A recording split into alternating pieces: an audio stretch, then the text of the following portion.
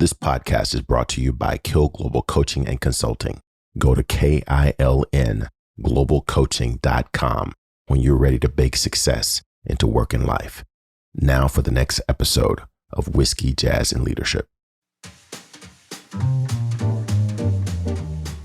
Welcome to the Whiskey, Jazz, and Leadership Podcast. Subscribe now so you don't miss a drop of straight talk you can't get anywhere else.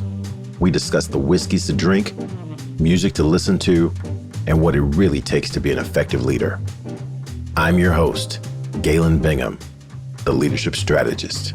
Tonight's guest, author, speaker, actress, and certified Napoleon Hill trainer, Havilah Malone. Hey, what you drink? Wow. Ladies and gentlemen, this is exactly what you get on Whiskey, Jazz, and Leadership. This is, it's amazing how you just summed that up, and I can see each of those elements playing out in your success. So just talk a little bit more about, it's easy to look now and marvel at all of your accolades, but there's been some work, right? And we talked earlier about how you put the work in. You decided this is what I want to accomplish. Although I don't know exactly how, it's a matter of time. And really, we're just waiting for the universe to understand what I'm intending for it to be or to do for me. What is that journey like for you? Actually, interestingly enough, it falls right into that pattern that I just spoke about, because I feel like we are here to be creators. We are here to be able to take our unique footprint.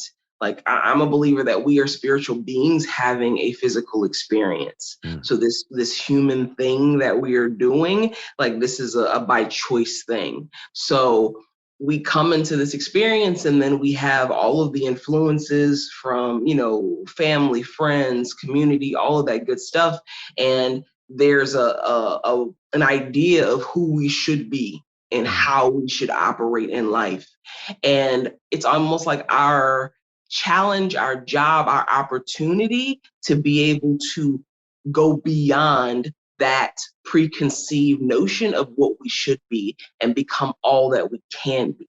Mm-hmm. And so in that, it takes a lot of climbing past, if this is the ceiling at which my parents accomplished in life, then can I climb past that ceiling? If this was the level of love that was able to be shown and given to me, can I go beyond that level and expand myself beyond that? And so that does take work. It takes changing our belief system.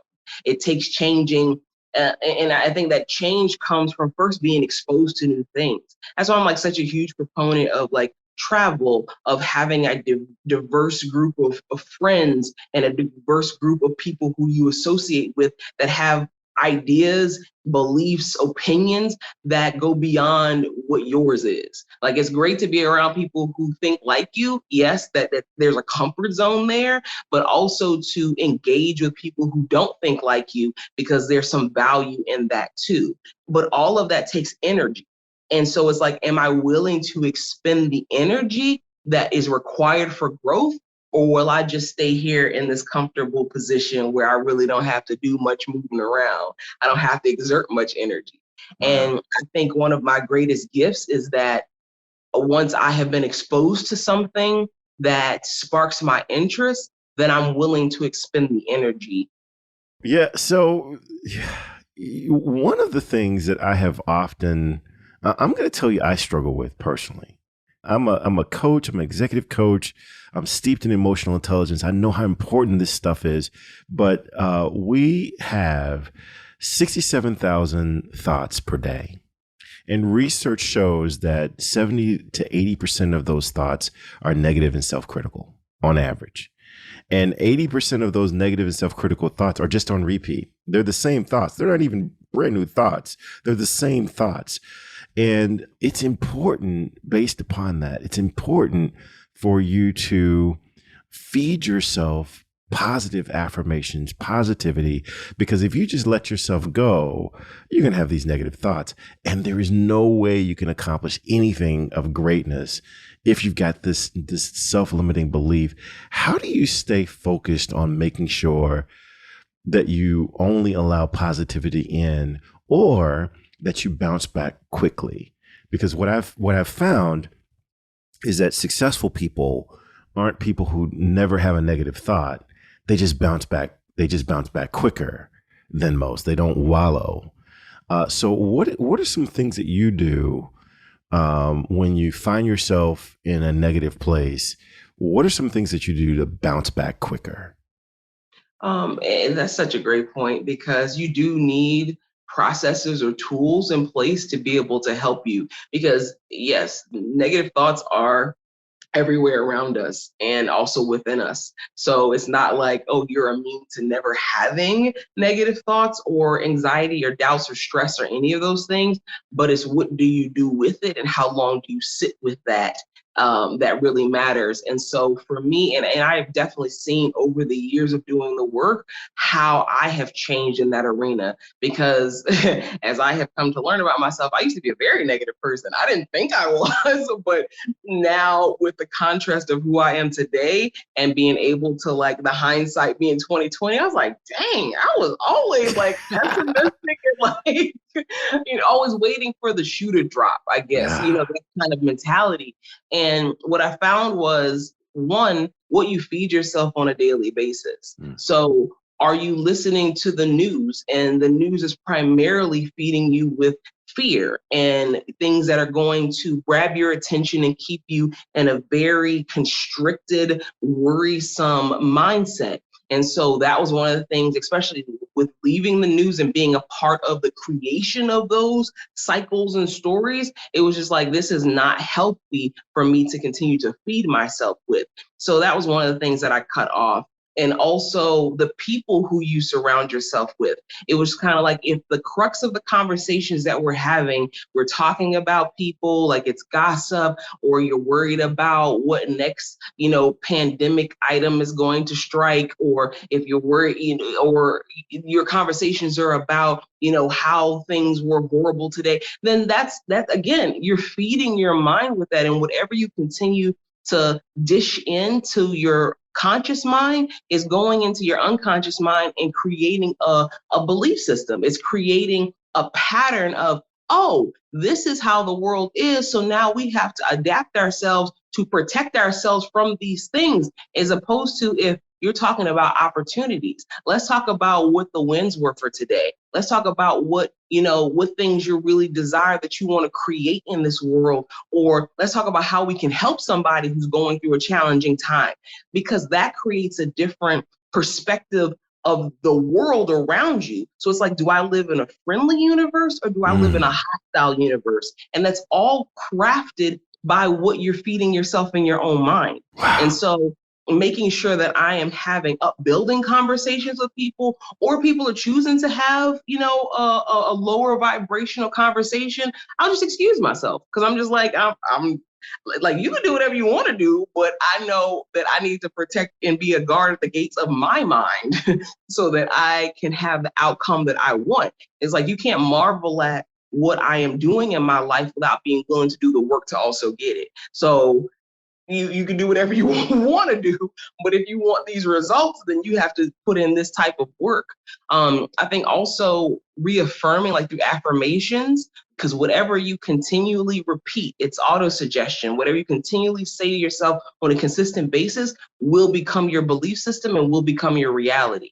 So that you continue to say to yourself, especially stuff that we say about ourselves, we could be so critical about ourselves that we probably wouldn't even say to other people the things that we say to ourselves, because it is so degrading and low vibrational and mean a lot of times. But it's like, no, build yourself up. I am smart. I am beautiful. I am accomplished. I am talented. I am powerful beyond measure. Like, put that into yourself on a daily basis, because then that is the reflection that you'll see back in the mirror. So the feeding process is critical. Oh my gosh.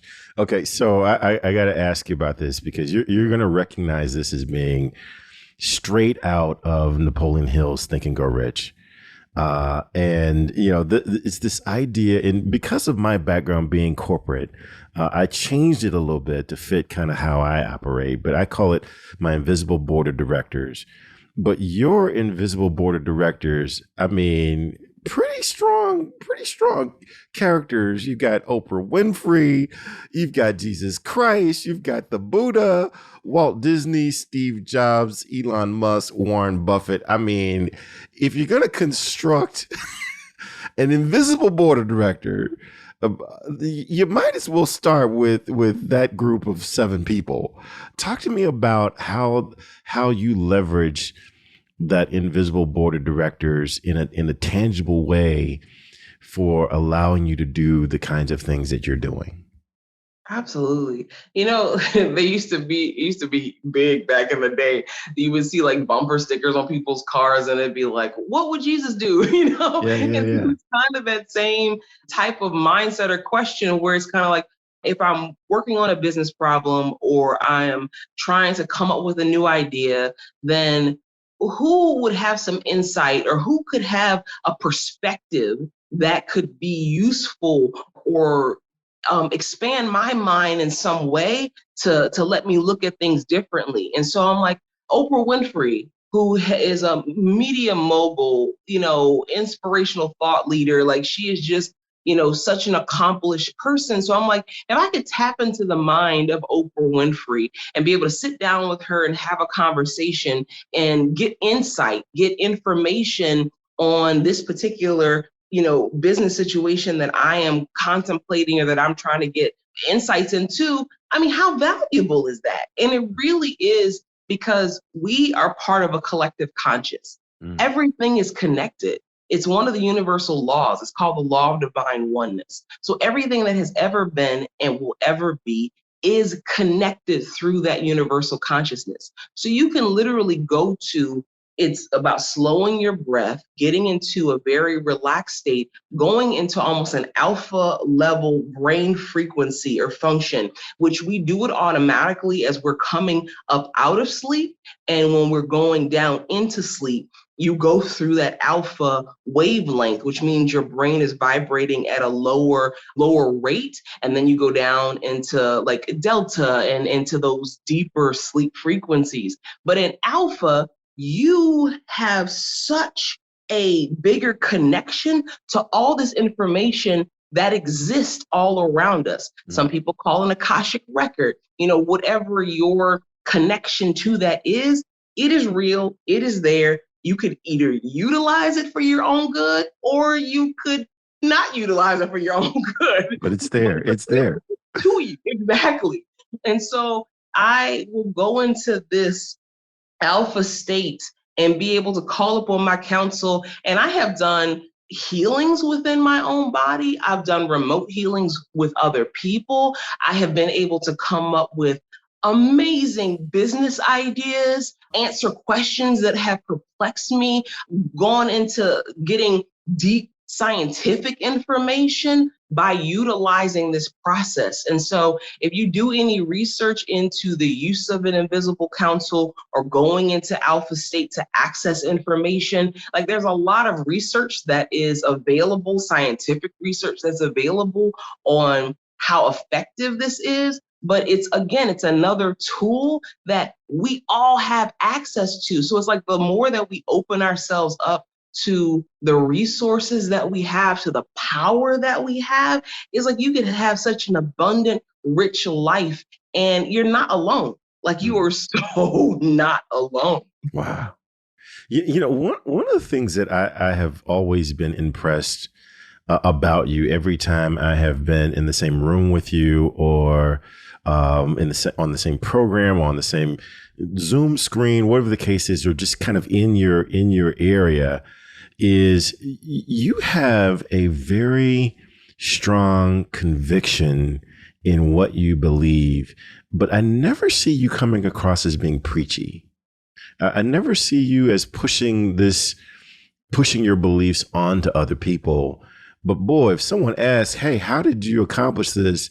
You're very clear about how you accomplished these things that you've accomplished. Where has this come from?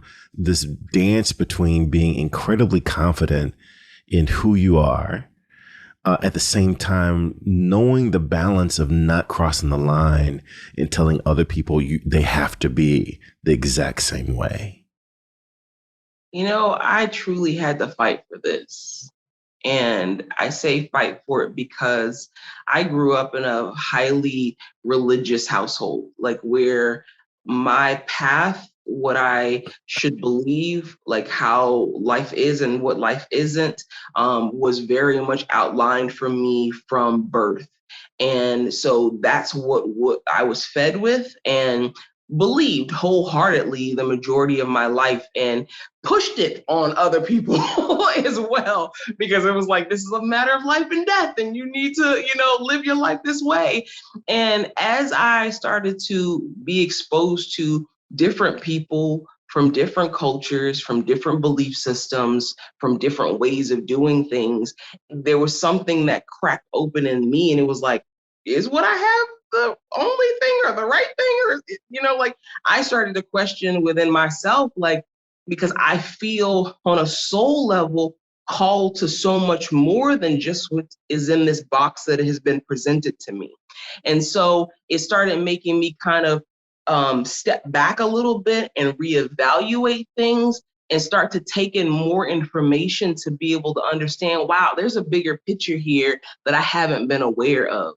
And once I started to ask more questions and start to get more answers from different sources, it was like, wow, I'm a firm believer there's many roads that lead to Mecca. Wow. And so I'm like, there isn't one right or wrong way. You have to find what works best for you. Like, we are all divine beings. Like, I don't have any more than you have. You don't have any more than I have. And so what you chose to come into this life to do, and you chose to bring in as your gift, how can I sit here and tell you that, oh, well, the way you're doing that is wrong? Right.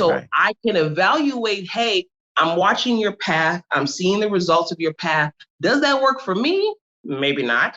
Or maybe it does. And so I can appreciate people and their different ways of choosing to live this life without feeling like my way is the right way for everyone. Now, if you observe my path, or you hear me talking about something and you're like, wow, that resonates with me and I want to know more about it, or I want to explore that, I will, hey, here you go. Like, this is what it is. This is what I did, but you also still have to find what works for you, because I thought there was a cookie cutter way to live life. And that cookie cutter way is really just laziness at the end of the day, because you have to do the work to find out what works for you. And sometimes you have to stand alone on that island as you are figuring that out. And that's a scary place to be, but it's a very powerful place to be, because you get to step into the fullness of who you are. So I will never be one to be like, you got to do this, or you have to do it this way, or whatever. I could definitely be like, hey, here's what has worked best for me and has worked best for people who I have observed or worked with. However, try it for yourself. If it doesn't work for you, there's plenty of other paths you can find and try out until you figure out the one that works for you. And I think that's the gift of life. And who am I to take away your gift?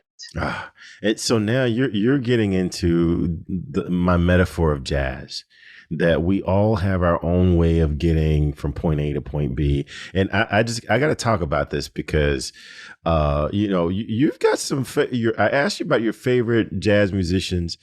Some of them I was kind of expecting, right? It's like most people will list at least one or two members of the Marcellus family, right? It's just kind of, they're on the Mount Rushmore, and now I'm going to get all these jazz heads calling me, how dare you put okay, all right, whatever. Kermit Ruffins, you and I have talked about before.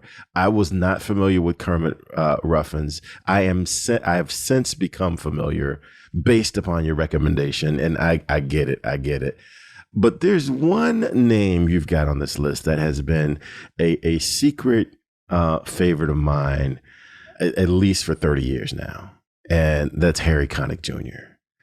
I identify with Harry Connick Jr. because he and I are about the same age.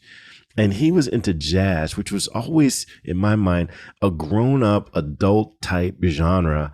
And he was doing that at 18 and 19 years old. And 18, 19-year-old, you're not supposed to be into jazz at 18 and 19 years old. But I was, and he was doing it. Talk to me a little bit about how your favorite jazz musicians, how does that fit into this spirit of who you are? Mm-hmm. Because there's a rhythm to it. There's an upbeatness to it. There's something so smooth about jazz that puts you into like this elevated mood. And so I'm all about being elevated. I am all about, finding those higher frequencies, higher vibrations. And so music is definitely a very strong tool to be able to help you to get to that state of being, those states of mind. And so it's like when you're looking to just, relax but get high, I will say. Like that's kind of like the vibe that I get from jazz. Then like those are the people who you want to be able to put on, and this is a part of that feeding process. Like you could be saying your affirmations to like an amazing jazz artist or whatever, and as they're going off on those like riffs and playing their instruments, it's just kind of like it puts you into this place, and I love it. And so jazz music, it plays a really important role in keeping a mood, keeping a kind of a vibe going, or even just setting one when you need it. Like say you've had a hard day or whatever, you can go put on some jazz and be like, you know what, I'm good. Well, I tell you, this has been an incredible conversation. I got to bring you into the VIP room because I really want to get your insight around this mantra that you have. It seems like everywhere I see your name, I see this hashtag of being proof of what's possible. And I just want to understand more about that, especially as it pertains to leaders. But that doesn't sound like something I'm comfortable giving away for free. So we need to bring that into the VIP room. But hey, on this side of the velvet rope, though, I just want to raise my glass one more time and just thank you for being who you are, doing what you're doing, being proof of what's possible. But on a personal level, I just really appreciate having your name in my contact list and just having someone who I can see them on television and text them, in the next 5 minutes. And they actually return my text. I just really enjoy that energy that you bring because, as you said earlier, sometimes this can be a lonely walk, especially if you feel like you're the only one that believes that there's something greater out there.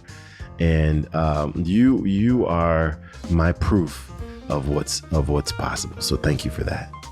My pleasure. Thank you. All right. So cheers. Cheers.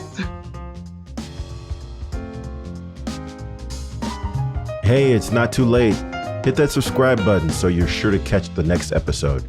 If you're really enjoying the vibe, leave us a review or become a VIP for guest and show exclusives. Cheers.